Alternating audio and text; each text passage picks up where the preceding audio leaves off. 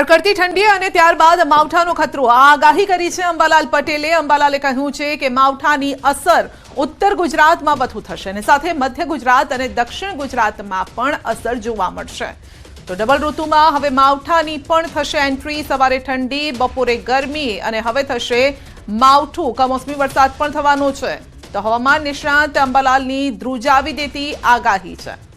27મી સુધી કાતિલ ઠંડીનો દોર રહેશે.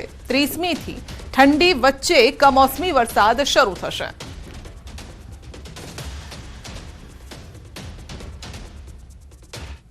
હમણાં ઠંડી તારીખ 27 સુધી રહેવાની શક્યતા રહેશે, જેમાં ઉત્તર ગુજરાતના ભાગોમાં લઘુત્તમ તાપમાન લગભગ 12 ડિગ્રી સેલ્સિયસની આસપાસ રહેવાની શક્યતા રહેશે. પંચમહાલમાં પણ એટલું અને સાબરકાંઠાના ભાગોમાં પણ લગભગ એટલું રહેવાની શક્યતા રહેશે.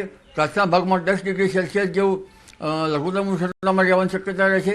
વેસ્ટર્ન ડિસ્ટર્બન્સ લગભગ હજુ એક પછી ફેબ્રુઆરીમાં આવ્યા જ કરશે. હવામાનમાં પડતો હશે.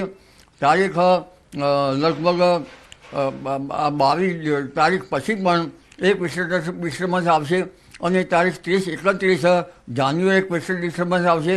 અને આ વેસ્ટર્ન ડિસ્ટર્બન્સના કારણે ફેબ્રુઆરી તારીખ 4 સુધીમાં ગુજરાતમાં માવઠું થવાની શક્યતા રહેશે. માવઠાની અસર ખાસ કરીને ઉત્તર ગુજરાતના ભાગો, અરવલ્લીના ભાગો, પંચમહાલના ભાગો, કચ્છના ભાગોમાં થવાની શક્યતા વધારે રહેશે. છાંટા આવશે અથવા ઝરમર વરસાદ થવાની શક્યતા રહેશે.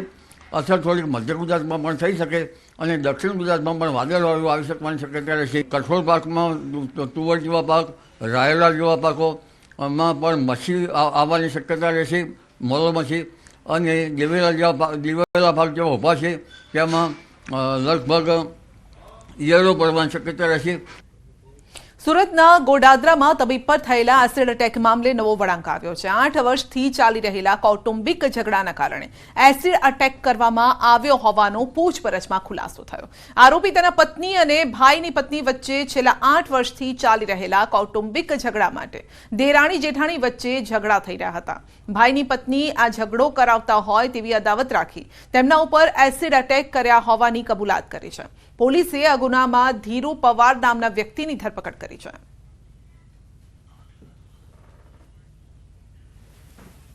उनके बीच में कम से कम 8 साल से कौटुंबिक उनका झगड़ा चल रहा है. तो ये धीरू भाई को ऐसा डाउट था कि ये डॉक्टर श्यामजी भाई है, ये उसकी मेन वजह है झगड़ा करने की वजह से. तो उन्होंने उन पे कल रात को शाम को 7:30 से 8 बजे के बीच में उनकी क्लिनिक पे जाके